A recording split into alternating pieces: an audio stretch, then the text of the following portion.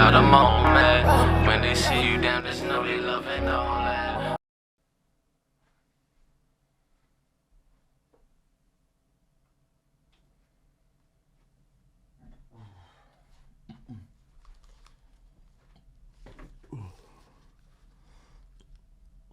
All right.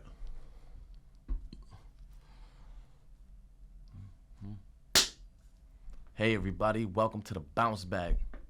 I'm your host Bobby. Today's episode, I'm gonna get into families and how lockup affects not just the people who are locked up, but their loved ones too.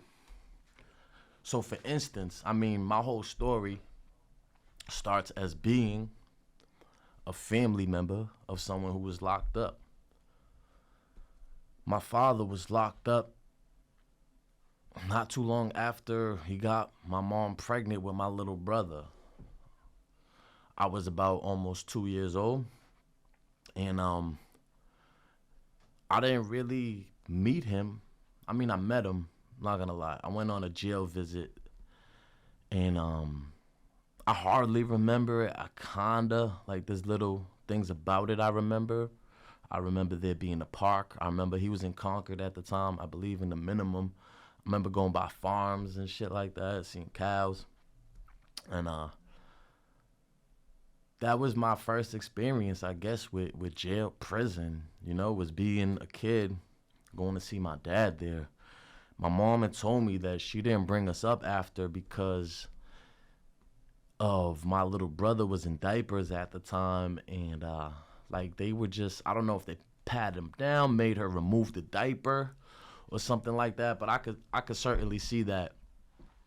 I could certainly see that 100%. They're not always the best to people, to the family members of people who are locked up. Like, just because I'm in here, right? Just because I'm in here and maybe maybe you look at me like a shitbag, that gives you no right to treat my family as such, because you wouldn't like it if someone treated your family that way. So, it's basic. This is stuff I feel like we learned in kindergarten. You treat people the way you want to be treated. A little respect goes a long way. A little respect goes a long way. So that was my experience. I was young. I was, like I said, I was real young, so I didn't even know how much effect that it would have on me years later. Like, a lot of times when you're in the dysfunction, especially from a young age, and that's all you don't even know it's dysfunction, right? So you can't get the answers to problems that you don't know you have. Like, even in math, like, you need to know the problem to get the solution. So just being caught up in it at such a young age, not knowing that there was a lot going on there, you think it's just normal. What the hell? Oh, shit. I actually got a call from my brother that's locked up right now. Let's see if we could get this. This is a free call from Jojo. an incarcerated individual at Massachusetts Department of Corrections. This call is not private. It will be recorded and may be monitored. If you believe this should be a private call, please hang up and follow facility instructions to register this number as a private number. To accept this free call, press 1. To refuse this, thank you for using Securus. You may start the conversation now. What's up, bro? Yo, what up, man? What's up, man? I got I'm actually sitting here on the I'm actually sitting here on the podcast right now, recording. Okay. I got you on speakerphone next to the mic. All right. And it's kind of coming up, so yeah, I was pretty much, I don't know, how much you really need to say right now, like what exact purpose you called for, but I was pretty much Nah. okay. Word. I was pretty much talking about family members of people of the incarcerated, right? And sometimes it's not. Okay. It's not always a fair. It's not always a fair shake on them. You know what I mean? On family members, Right. like they're on visits. And I didn't even get into visits too much. Like they'll treat people's girls or moms like with the disrespect, like they're the criminals or something like that, and that's not fair. So I pretty much just started, and I was talking about how as a youngster we went to see Dad. I know you don't really remember. I remember a little bit about it, going to see Dad up Concord Farm. And I know Mom was like, "Oh, I didn't really want to take y'all back because there was an issue with like your diaper or something like that. I don't know if they made her. I don't know. That was the reason she had given me. Right. But yeah, so I was pretty much just talking about that, and kind of just I was just literally just started it. So I don't know. Nice. Well, I don't know if you have anything to funny say. that- First of all, this is my brother. This is my brother Jojo. Why don't you introduce yourself, man? All right, what's going on, fellas, and ladies and fellas and everybody out there? My name's Jojo. This is B's little brother. So it's funny that you were talking about this because I was going up to do some study hall session, and I was speaking with one of the Muslim brothers that are up here, and he goes by the name of Justice, and he was explaining to me that they have this actual, I have the hashtag link for it right now, but it's about all of these topics we're actually talking about right now, about, the overcharging of phone calls, the overcharging of emails, and all of these things that they put this great burden on people's family of incarcerated people in society, and it's like they go above and beyond to make it hard for people to actually sit down and be there for their loved ones that are incarcerated. Yeah, it's very they try to, so it seems like it's very like they try to like discourage it, and it's probably on purpose too, because visits are big. I mean, it's a double-edged sword. Obviously, when someone leaves, it's kind of like a heartbreak, but I mean, visits are important. Yeah, human contact, man, and it gives inmates here. I know for myself, man, when I was on loss of visit status and loss of contact visit status, I tended to not care as much because I'm like, yeah, well, it's easier for me personally to not act up, but for most of the time for other people, because I have someone coming up, I have a loved one that's going to come and visit me that wants to see me. But when you take that away from me, it's like I don't have as much incentive to do right. And listen, we need human contact. I say it with this school program that I'm involved in all the time, that when these TAs and these professors come in and, we say it, and another fellow college student of mine in my cohort says that, we're not prisoners anymore when we're in this classroom. We're students. We're cohort members. We're members of society. That W number no longer matters anymore.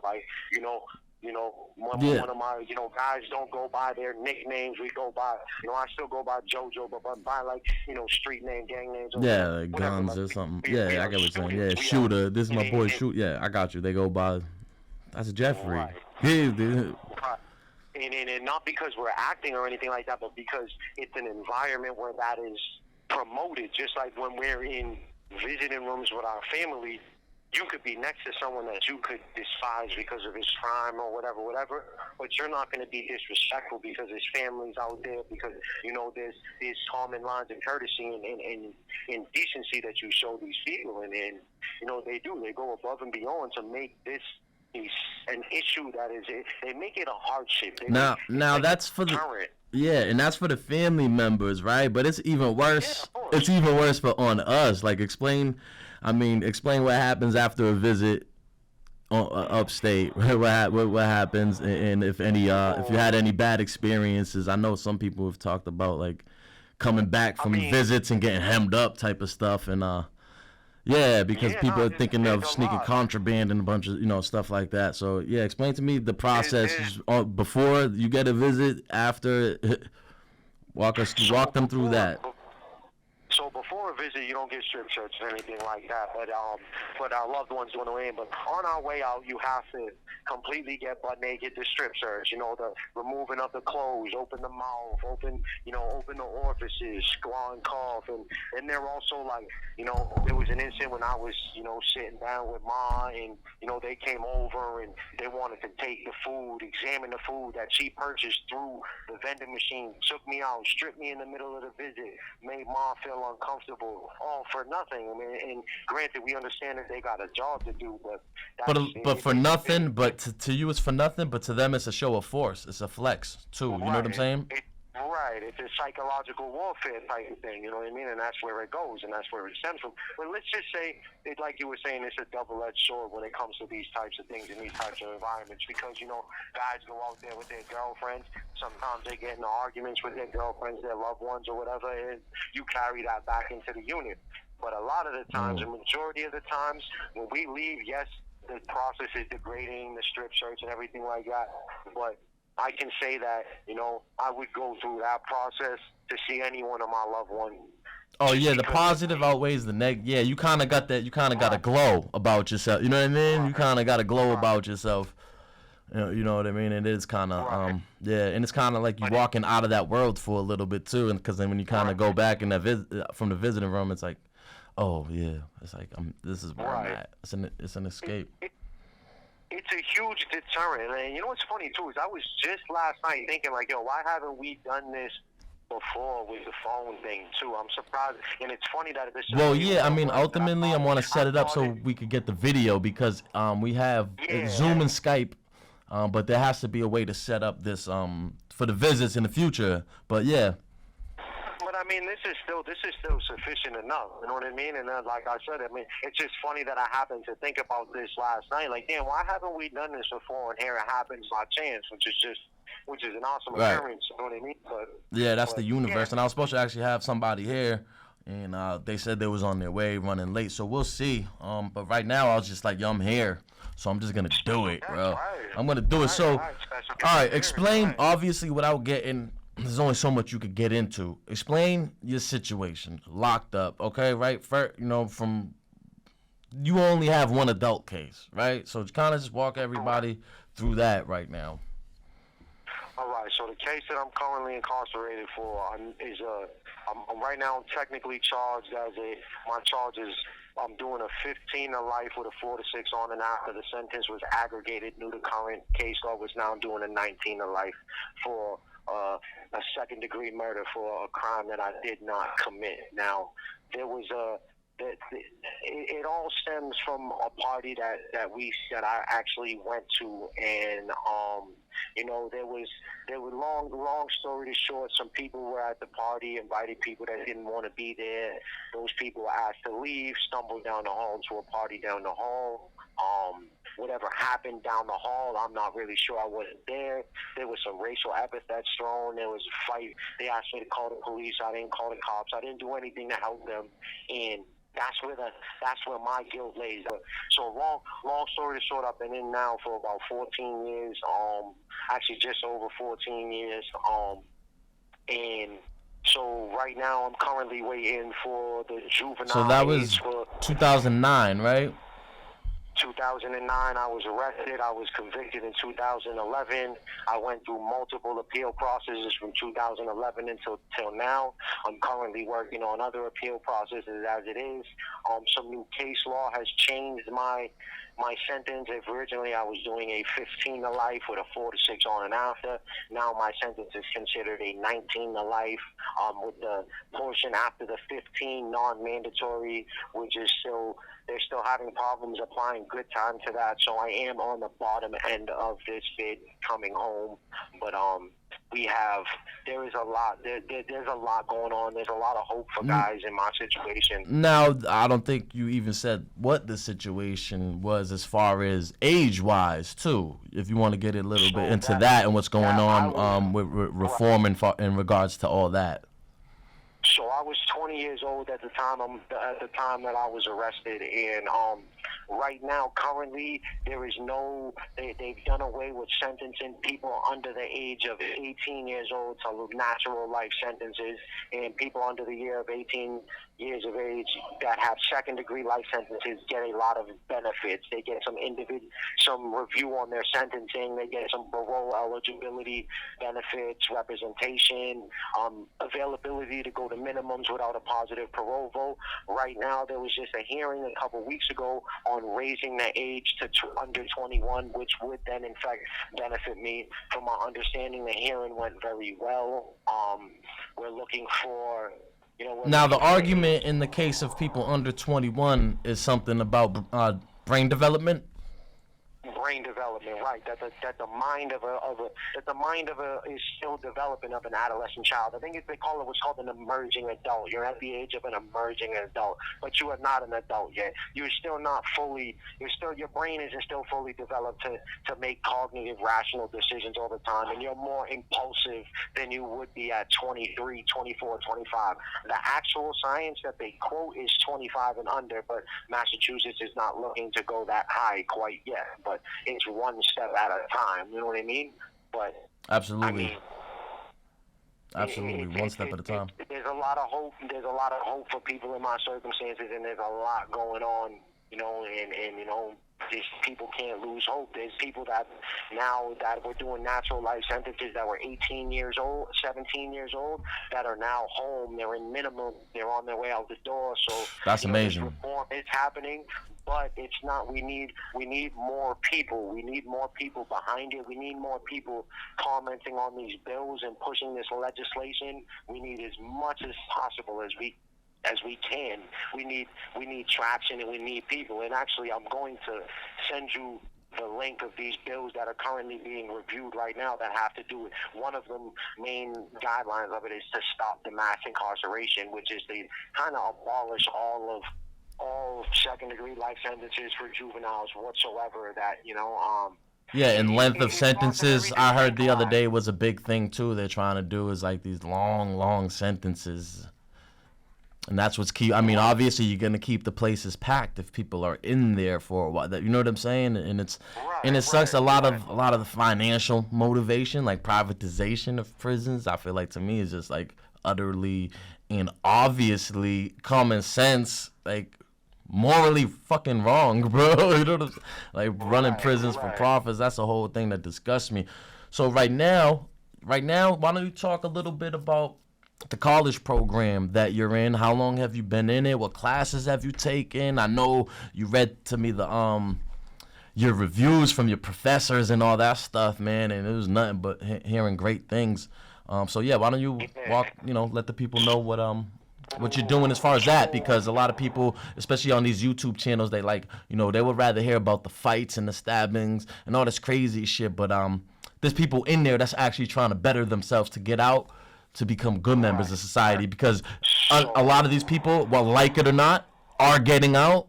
And if you're not trying to help them become better people, then, I mean, they might be putting your family at risk, because there's not enough school programs in there to get, you know what I mean, to get somebody away from the criminal behavior. So people are coming out one way or another. Let's let them come out with some skills, some education. To me, that's real big. But sorry to cut you off. There are two school college programs available here. One is Emerson College, where you get your, I believe, liberal arts and bachelor's in media degree. I am currently doing the Tufts University Bunker Hill associate and bachelor's program. I've been in it for a little over a year now. I've taken nutrition. I'm currently taking psychology, biology. I've taken a writing 2 class, a writing 1 class. I've taken I'm trying to think of my other classes right now. I'm taking an intro to social theory right now as well. I'm doing a drawing class. I've also taken what was my other class that I took? Did you say math? Did you take it? I don't even know if you said it. Quantitative reasoning and math. That's exactly what it is. Okay, Quantitative reasoning, the logic behind math and numbers, quantitative reasoning. So, and now, the reviews from my professor, I actually just wrote one of my professors a letter to let him know, what he said about me was amazing, and it made me feel, it made me feel things I haven't felt in a long time. And believe it or not, I was actually just in the process of writing my autobiography for my psychology class, and we have to talk about major influences in our lives, and you were actually definitely named one of them. Anthony was definitely one of them.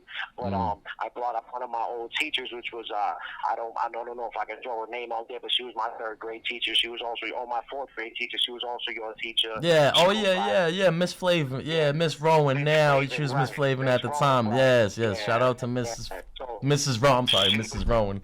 Yeah. She was a main influence, and she was one of the few that noticed that Yeah, she's on my Facebook and everything like that. There's so many teachers, bro. Like, I forgot high school. You know what I'm saying? I forgot. There's a few I remember, but she's one I'll never forget. Never. I was just saying that in my autobiography, but to try to swing back to this college program, like these people that do this college program are all about, the abolishment of prison in general. Like, they believe that that no one should be in prison, that there should be some sort of alternative. There should be people in hospitals. There should be other ways. There's other ways to deal with this kind of thing. I think a boot camp. I think more like adult military style boot camps. I don't know if that's really a thing like that. I know there's for juvenile there was, but like I feel like that's a lot too. Cause some of us, I feel like last time I went to jail, like I didn't need to go to jail. I needed a reset, and I'm like, there gotta be something more than this. But the thing about being forced to, sometimes that's the only way for people to go by a program or anything like that is being forced to it. But I don't know. It's just something I've been thinking about, like some sort of way to like a reset, maybe an adult boot camp. Because for me, especially physical fitness, get people off drugs and get them fit, and then you on the right path. But yeah, certainly there has to be other ways. Yeah, not to cut you off, but the restorative justice model is huge too, where it's about connecting the person who commits the crime with the people affected by the crime. The people who are affected by the crime should be able to. Yeah, there used to be classes on that. Yeah, victim. Yes. Right. So understanding that, for me to be able to understand how many victims there are actually to any sort of crime, whether it's selling drugs, whether it's this or that, and then understanding that if the person who the crime was committed against is willing to accept this person and accept the situation and accept the apology and come to terms with some sort of punishment that they mutually agree on, with a give and take, with enough give and take, then that is a better alternative than prison. You know what I mean? It is not perfect. It is not something that is. Well, one thing I noticed being in sorry to cut you off too, being in county for the last time I was there for the 90 days is bro, that was not really it was more like it was like a mental institution / rehab, and there's like 3 or 4 convicts or anything like that. But damn, I know you got a minute left, bro. I don't know if you're able to call back or not. Well, I gotta go in by 6. I'm not sure. What time is it? You got about, it's 5:51 right now. I might be able to squeeze one more call in if you'd like me to try. Yeah, even if you could come. Yep, try to talk for a little bit before they start shutting the doors and stuff. I'll call back, man. I was getting in the process of gonna make my dinner, but that can wait. I'll call you right back. All right, bro. Yeah, call me back. All right, bro. All right. Bye. The caller has hung up.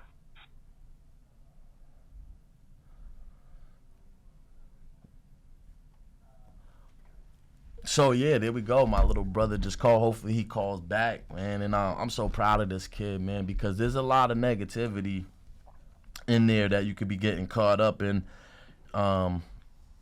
It's easy to choose the negative stuff, So it takes courage to choose the try to do the positive stuff, because a lot of times, a lot of people in there, they may not even understand. A lot of people, they might think that's just corny. Like, oh, you going to school? That's corny. Blah blah blah. So let's see. I think hopefully this is him calling back right here. Hello. This is a free call from Joseph Parmesano. An incarcerated individual at Massachusetts Department of Corrections. This call is not private. It will be recorded and may be monitored. If you believe this should be a private call, please hang up and follow facility instructions to register this number as a private number. To accept this free call, press 1. To refuse, thank you for using Securus. You may start the conversation now. Yeah, bro. So Okay, yeah, I'm we back for a little bit, man. So yeah, go ahead, continue. So where was I at? Where was we? I spaced out here. So where was we? Oh, we were talking about all the schools and stuff like that you were doing too, and programs about not being like maybe doing away with jails completely is kind of what I was, which I don't know if I agree 100% with, because some people you know what I mean? There's a lot, and I know there's a lot of mental health that people want to cry for that though too, but you know, not everybody is a good person in there. A bunch are, a bunch of them are, a bunch of people just make mistakes. But continue, my bad.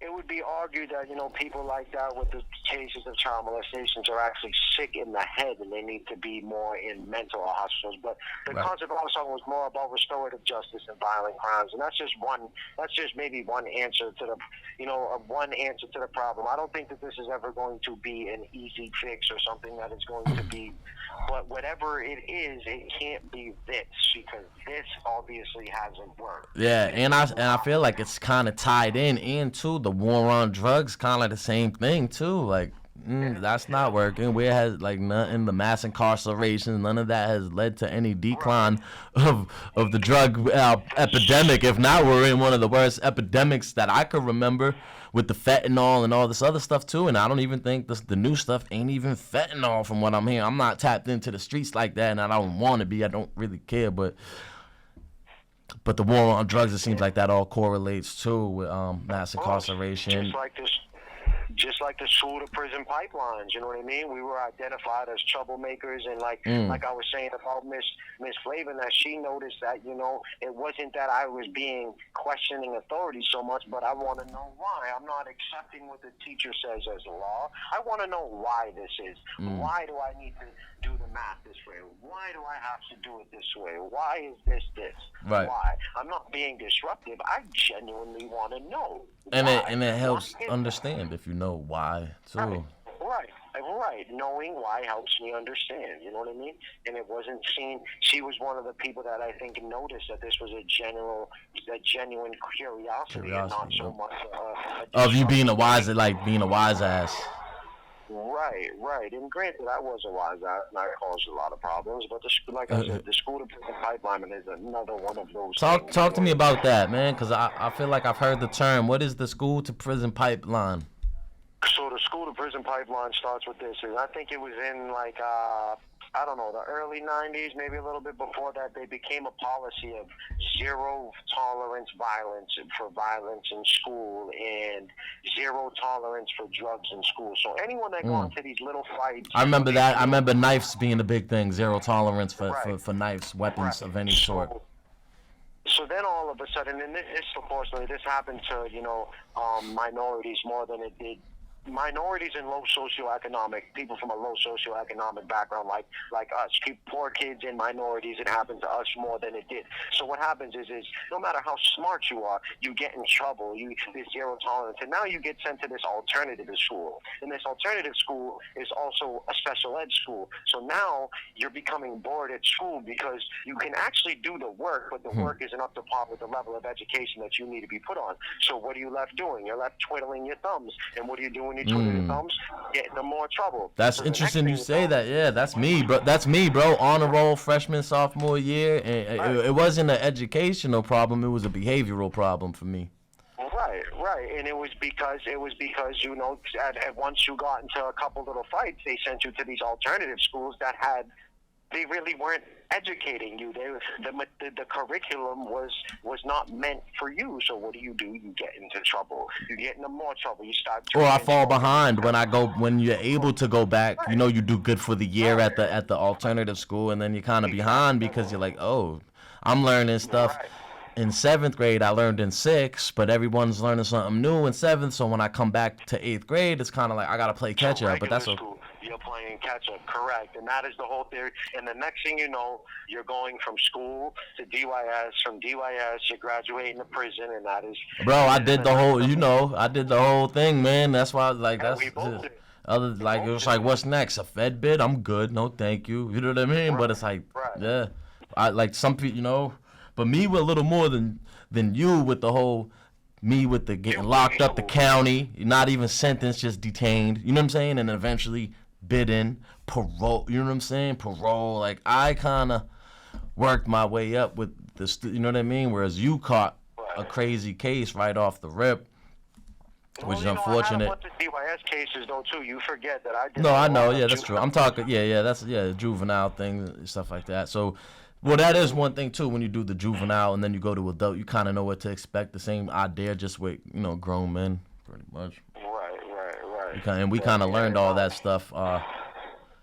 In DY, even just like from older heads, man, before I even ever stepped into a jail or DYS, I knew you don't reach over somebody's tray. If you don't use the bitch word, you don't let nobody call you a bitch. But you know what I'm saying? These are like things almost like motherfuckers was grooming us, bro, to bid.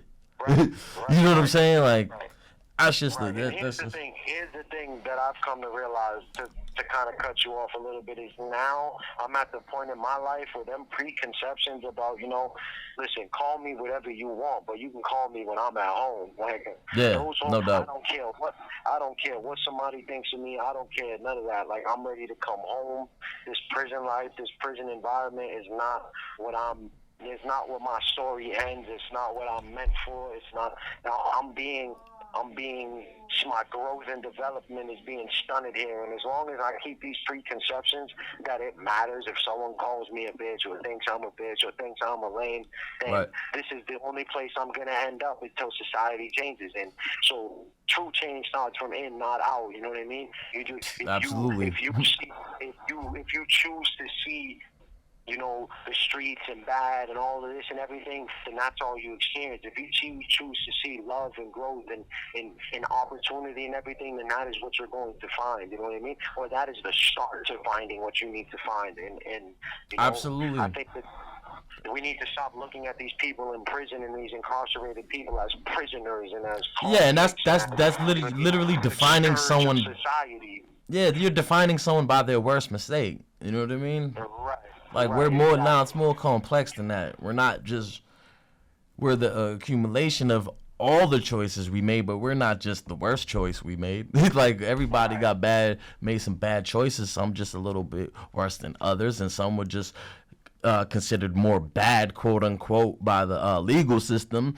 Some things are just bad morally, but totally legal. You know what I'm saying? So it's It's a lot of that. I'm very interested on the meditation, bro. So you've been meditating while you're in there, right?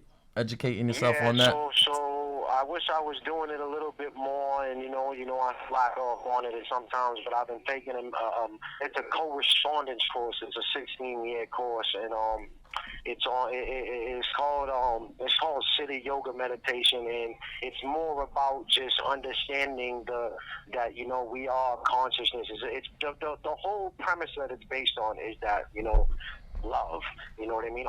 It's all about love of self, love of your inner self, love of the consciousness that dwells within you, the person that dwells inside of you, and it showed me that when I see somebody and I'm like, damn, I don't really like that person. That's a false.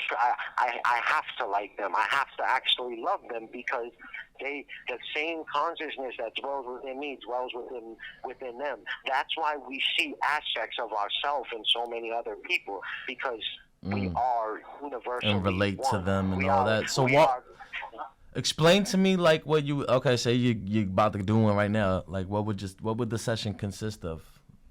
Is something to do with the chakras, or is this like?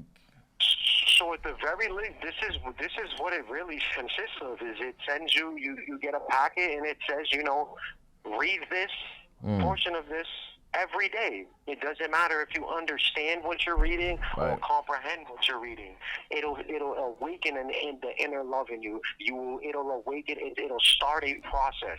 And the more you read it, the more you'll begin to understand it. And you get 2 lessons a month. And they want you to read these 2 lessons, either one lesson for 2 weeks and then the other lesson for 2 weeks, or you read them alternatively for the whole month. And as you progress in the course, it also says that start to go back and reread older lessons because you'll see reoccurring themes, and you'll start to notice even 90 days in that my understanding of what I was first reading in the beginning has changed. My understanding because I have changed, so how I perceive what I'm reading has changed. You know what I mean? And that's it's pretty much that in a nutshell. I mean, it's one of the most incredible things I've ever felt, and it also encourages that you meditate at least 20 minutes a day. You know, they kind of insist on a mantra-based meditation, which is where you kind of, you know, you repeat a phrase, which the phrases in Sanskrit would be Om Namah Shivaya,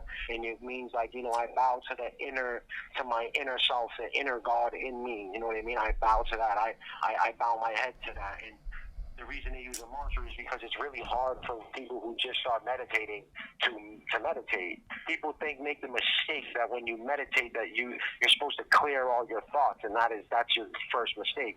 And what you have to do is identify thoughts as they occur.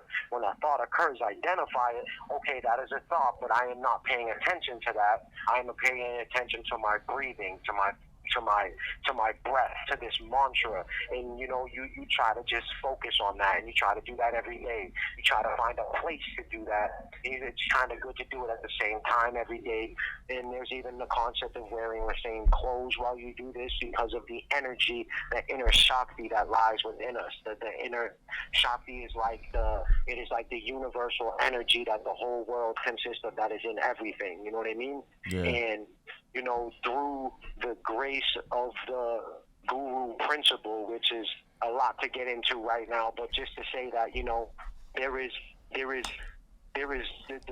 Shakti, this universal energy will show itself in a manifestation of a book, a person, you know, a few people, an idea, a thought, and this is what gives you that push to do something, to take that step forward. And you know, it's really about just discipline and love, and knowing that, like, you know, repetition, repetition, and how you think, how you perceive yourself. So look at it like this, right? Yep. If you see God in everything, then you experience God. And when the self-consciousness for me is God, inner consciousness is God.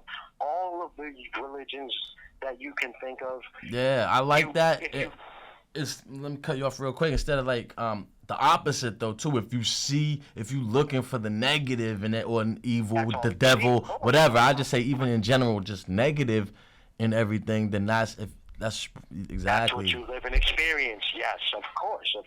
For, you know what I mean? Of course, that's just how it goes. So you can't control what happens to you, but you can always control how you react. Yeah, a lot of that. Stoicism is a lot of that. I remember. Right. Exactly, Stoicism, right? You know what I mean? If I don't amass worldly possessions, then you can't take anything from me. You know what I mean? If I don't, so it's kind of it's a lot, man. You know what I mean? And but it's helped me, and it's helped me understand, and you know, no, that's dope. Super proud. With all the different religions, and you see the themes are all the same. You know what I mean? Yeah. They got a lot of commonalities for sure. Of course, if we focus, the mind is what makes us focus on the differences. You know what I mean? Because the mind wants there to be duality. It wants there to be me and you and him and her and this one and that one, and you know what I mean? But there isn't. It is only the collective and the all, the one. You know what I mean? Yeah. See, the way I've been kind of looking at things too, I'm like, we got the devil and God or whatever, love and evils in all of us. And a lot of times I'm like, the brain, your thoughts, a lot of time, that's like the devil's playground. You know, God is in our heart. You know, when something don't, like, I'm not going down that alley. Like, you get that gut instinct, like the gut is close to the heart. Like, I'm like, that's God or something. You know what I mean? That's love, where it's like on the other end, you know what I mean? Your brain telling you tomorrow. Nah, it ain't. You know what I mean? Who told you have tomorrow? You know what I'm saying? That's like procrastination is a huge tool of evil, of the devil, or what. I mean, this is just kind of what I'm kind of, you know, as I'm growing, this is kind of how I'm seeing it. And like, when you can make those self-talks and tell yourself, no, today, not tomorrow, today, that's God kind of penetrating through. Right. I would make some argument against some of that there is actually no duality. There is no good or evil. That, you know, God consciousness, God itself, Right. is all of the actors at once, and that, you know, yes, there are some. So never condemn anything that God allows. Never, But even in the you know, in the Kabbalion, everything, it says everything has an opposite. So if there's good, is there not evil? If there, you know what I mean? right, There has so, to be. So, If there's a God, okay, there has. yeah, so the Kabbalion focuses on the mind, and what I've learned now is that when you understand that the mind isn't always your friend, because the mind is conditioned from the time you're a child by outside influences from the moment that it's born. Preconceptions that make you think that, you know, this is possible and this isn't possible. This is allowed and this isn't allowed. Those preconceptions are what limit you. And that's funny you said that, bro, because I just did a post the other day about my poverty mindset, why I never applied myself crazy or tried to get into college or anything like that. It was just because it wasn't like academically intimidating, maybe a little, but it was way more financially intimidating than anything. And that's a poverty mindset. Like, there's ways around that. There could have been scholarships, grant, all this, like, you know what I mean? But I was caught up, like you said, in the preconceived notions, ideas, and the poverty mindset. To me, is what I called it. Right. You know, this is impossible and this is impossible. Now, and this will go on. I'll go a little bit deeper. But they say too, if the brain, I mean, if the brain can think it, it could be done too. You know what I mean? Right. So look, everything in this entire. Otherwise, the brain wouldn't think it. The brain don't think something it can't do. Right. So everything in this entire world, in this entire universe, has started as a thought. The table in front of you, the microphone you're speaking into, it was started in someone's mind, visualized and created in consciousness, and then created in the material world. We are the manifestation of consciousness. We are what they would call the play of consciousness. We are living the dream of consciousness. That is what we are. We are the aspects of consciousness. We are all the different aspects of consciousness. We are, like I said, consciousness plays all of the parts, the good, the bad, the hero, the villain, the anti-villain. Consciousness plays every single part. So you must love every part equally. So if you look at if me and you stand over a beach and we look at the beach and we say, that is the beach, and then someone comes and takes a grain of the sand out of the beach, that is not the same beach that we just spoke of. That is the beach minus one. Every single individual person, every single individual aspect is necessary for it to be this world and this universe. And when you can try to understand and accept that, then you can learn that, you know, you can learn to stop hating. And I was been full of hate and for so long for certain kinds of people, and you know, and self-hate too is big. Got a lot of self-hate. I felt like I dealt with a lot of self-hate myself personally. Ton of preconceived notions about myself, that I was worthless, that I was this, and this is what you'll always be, and this is how you're always going to be, and this is where you belong, and you know, I don't ever want to feel that way, and I don't think anyone should ever feel that way. Again, when I say this, it applies to even those that I disliked for the longest points of my life. Whatever their necessity is, even if their point of being here is just to show us what we're not supposed to do, they are necessary to show us that we are not supposed to do that you are not supposed to act this way. Yeah, I mean, absolutely. It's like you need the rain to enjoy the sunshine. Everything has its purpose. The seasons, you know, the tides and all that stuff too. But the Kabbalion gets into the like seasonal, you know, cycles, things, you know what I mean? And there's a lot too who say, like, you know, women have their cycles and the mood is related to that. Like, men kind of have a different type of cycle, but like, you have 1 minute left. The mood, you know, moods are, you know, but that's the whole thing for me. It's like when you feel these downnesses, it's like, oh, this is just down. You know what I mean? I gotta go down to go up on the roller coaster. You know what I mean? So acknowledge it, own it, don't dwell. That's it. But you got a minute left, bro, and I'm surprised they let you even out the cell that long. Yeah, nah, they actually he let me rock out. He gave me the thumbs up when he looked over. I don't know if he can hear some of what we were talking about, but yo, I love you, man. I love you too, bro. It's an honor. I've never been on a podcast. I've never had a Facebook, so I don't know how this is gonna work. But yeah, it's all good. This is my welcome to social media. Like actually, I'm gonna drop the link to writeaprisoner.com too, if I could get the pay, whatever like that. Drop the link in the description. I love you, bro. I love you, bro. Peace. I love you. The caller has hung up. Yeah, man, that's my bro, man. I miss my bro. I mean, that's a strong man right there, you know. I know he said I was a, you know, part people he admired or something like that, or influence in his life, but I don't think he realizes how much certain times I look up to him, and a lot of times, like, looking at when I have like my issues out here, and then I look at his issues, it really puts things into perspective. Like, my issues really ain't that bad. You know what I mean? It's all relative, and it's like definitely good to see like him be as strong as he is. And then when I'm going through something which is so nothing compared to what the hell he's going through, I'm like, what am I? Stop crying about this. Stop bitching. Stop complaining, bro. Stop complaining. Stop feeling bad for yourself. Stop feeling sorry for yourself. Do you know how bad it could be? Do you know how bad it can be? One decision, one night. I mean, anything can, you know, change your whole life forever, man. And his strength, and I hope he knows, you know, I've told him this, like, his strength gives me strength. I feed off of that. So at times, you know, he might have his times. There was one time where he had a weak moment or something like that and really was very, very down. And to see him get that down, I was like, no, you can't do that. You know what I'm saying? You're my strength.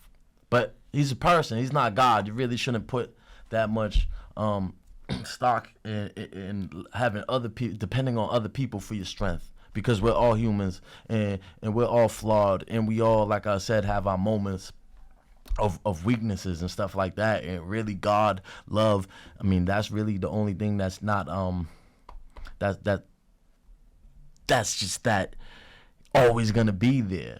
You know, God will always be there. He never turn his back on you, even if you think he is, or it, or however you perceive God, your higher power. You know what I mean? And yeah, man, shout out to my brother. That was cool that he called like that. And like I said, that was kind of the topic of this episode, was family. You know what I mean? And this is kind of why I'm doing this too, because I left state prison in 2011. I went back in 2018. And it's like, man, like I said in the beginning, my dad was in jail, was in prison from young. So it's like, instead of trying to run from prison, trust me, I'm not trying to go back, but just sometimes it's just easier to forget about everything. And then I'd get calls from the penitentiary, from my brother. You know what I mean? And it's always a steady reminder, whether it's phone calls from the inside or like having dreams and nightmares and stuff like that. So I figure, like, man, at this point, it is what it is. Like, prison's a part of my life, and I'm just gonna try to run with it. At least try to make something positive out of it. So this is why I'm doing this. So, like I said, when family members are bidding, it's not just them bidding. A lot of people get hurt, man. You know, mothers get hearts break. Their hearts break. It's like having a child buried alive, and you at least get a call from them every once in a while and get to visit them. But it's like, especially doing a stretch. My brother's been in, 14 years? I mean, he's going on to the point where he might be close enough to more years in than out. Let me say that again. He's going on more years on the inside of prison than outside in his whole life. Now, if you want to go back and say, maybe you can only remember from 4. So we won't even count before 4, because you can't even really remember that. So like from 4 to 20, 16 years of memory on the outside, he's 14 on the inside. I mean, that's a lot, man. That's a strong dude right there. But I mean, we've been doing this bid with him. My poor mom, she still breaks down and cries. It's tough financially. It's tough financially, even just to talk to your people. Like, you got to pay to talk to your people. I don't know. I think that's wrong. They should probably do away with that. And I'm not saying give people cell phones and stuff like that. Sure, monitor it, but damn, charging an arm and a leg that most of the times you can't even pay from your canteen money. Like, I know in county you couldn't just get, like, say you had $100 on canteen, couldn't put $10 on. Like, he just called me prepaid. It was all, you got a free call that said, because he paid for it on his end. Some jail you can't do that. So it's like, you can have all the money in the world, and there's people out there you want to try to get in touch with, and they may not be able to put the money on the phone. They may not even know how. A lot of times technology, especially people's parents, grandparents, man, a lot online, putting all this stuff, technology is beyond them. So it's like they're trying to make big trouble on making it much harder on people than it really has to be. Really much harder than it really has to be on people. Even visits, like, they make a lot of the prisons are so far away. You talk about big money on gas. I mean, a lot of times it's like a whole day. It's like a whole day event just for somebody to go visit someone for a couple hours. Like, people going like Walpole, Gardner. Some people don't even have transportation. So I know of people whose moms come to visit them taking buses and trains, and like that's like a 10, 12-hour day for some people. So and you need that support. So they don't really make it easy for people to see their family members and talk to them and all that stuff. Even phone calls, they make it very expensive. So it's not just like when somebody goes to jail or prison, it's not just them, their family too. Like I said, my mom still cries about things. Oh, what could have been if she would have raised us differently, or if maybe a bunch of what ifs, But I try to tell her, like, you can't change the past. It's like, what's next? What could we do next? And another thing too is the letters and stuff like that, mail and stuff like that. They charge you for email. Everything is money. Everything is money. They just want money, and then never mind the food. The food that they give you in there a lot of times is disgusting. It's very bad for you. A lot of carbohydrate foods and stuff like that. And then you got canteen, where they charge, I've seen places where they charge like $1.25 for a ramen noodle, where you could get like a 10-20 pack. And I know everybody got to eat, but that's like a 15-time upcharge or something like that on ramen noodles. And then you got to get clothes and all this stuff. And another thing too is like they give you laundry. They give you three pairs of boxers, 3 pairs of socks, shorts, and stuff like that, but only do laundry once a week. Like, the math ain't math in there. That don't even add up. Hygiene is a huge problem. Even like the state provided soaps that they give you, the state provided toothpaste that they give you, it's all just horrible. So that was cool that my brother was able to call, and you could hear from somebody that's actually on the inside. He's been inside for 14 years, but he's trying to do the right thing. He's in college. He's gonna come out, as long as everything goes well, he's going to come out with a bachelor's degree, I believe. And he's got glowing recommendations from professors. He's got professors telling him, like, when you get out, you need to be, like, in college and further your education more. Like, it's not just, like, you're one of the best students, not just in jail, but, like, one of the best students that they've had. He's got, like, 6, 7 professors with glowing recommendations, and people in there really are trying to better themselves. There's just not a lot of opportunity. There's not a lot of funding in it.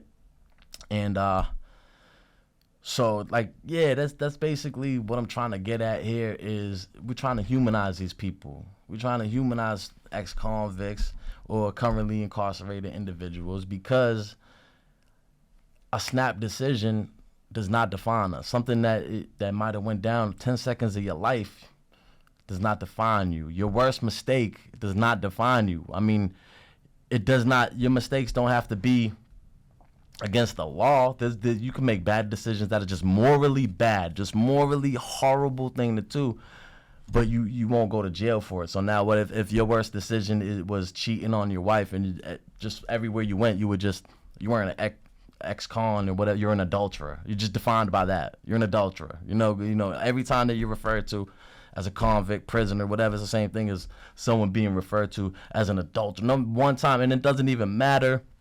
All the good you can do, you throw it all away with one bad decision. You throw it all away, one bad decision.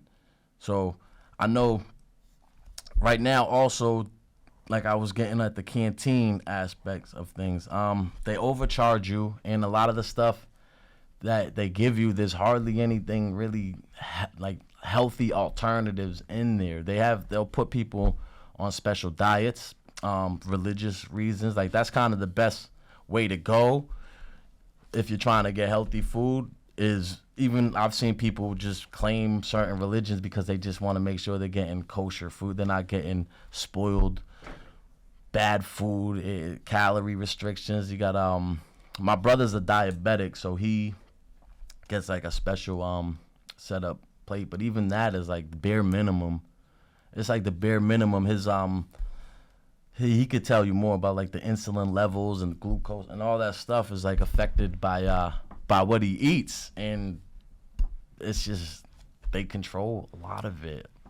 They control, and it's not very it's not always the healthiest way to live, and you know your stomach can be especially when you first get in there. Like that shit could fuck up your stomach. Like the way our body knows that we could eat something is smell, taste, sight, and feel, I think. And then I mean, I can share pictures of just looking. It just like looks like slop. It's horrible. The smell, everything. But eventually you get hungry enough, and then you end up eating it. So, that was cool that he called in. I mean, that's pretty much where I'm gonna end this at today. Anybody has any comments or questions for him, leave it in the comments section, and I'll write it down. And like inquiring minds want to know certain things. And yeah, this is the bounce back, man. Thanks for tuning in. And yeah, hit that like button, subscribe, and keep watching more of the episodes. This is episode, I don't even know right now, 4 or 5, but I got a few up, so tap in. The bounce back. I'm your host, Bobby. Thanks for tuning in, and please tune in again. I'm out. Stay free, people. Bounce back, ain't got a moment. When they see you down, just know they love it all.